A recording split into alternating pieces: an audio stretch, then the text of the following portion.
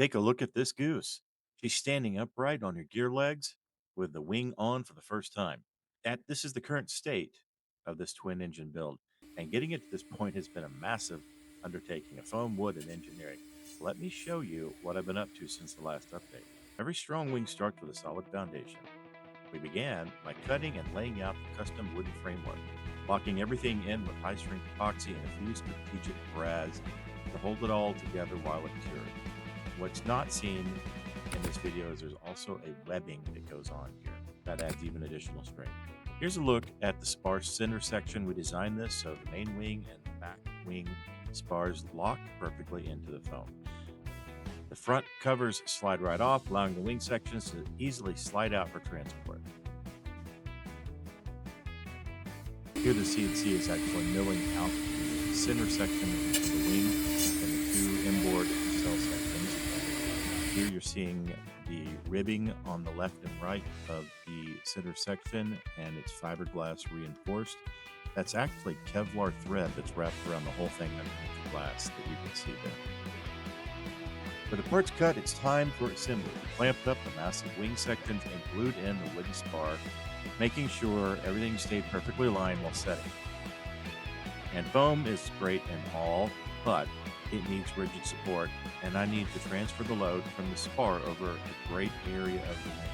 So we laid down a strip of fiberglass block right down the center spar line, brushing in the resin to give the wing the extreme structural integrity it's going to need to handle flight loads.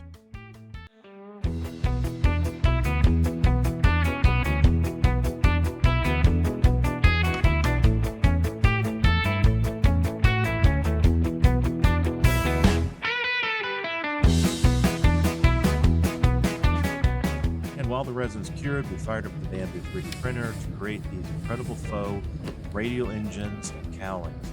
This is my best attempt at true scale details.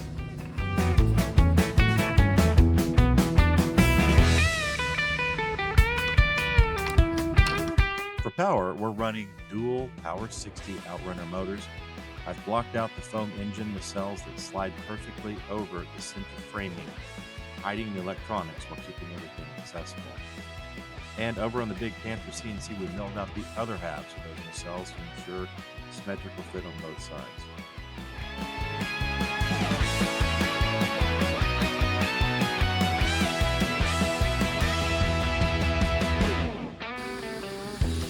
Milling out the other half.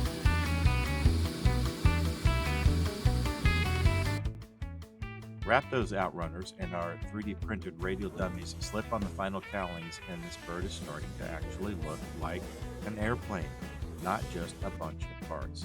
Next on the list, well, you may have noticed the main gear wheels are missing.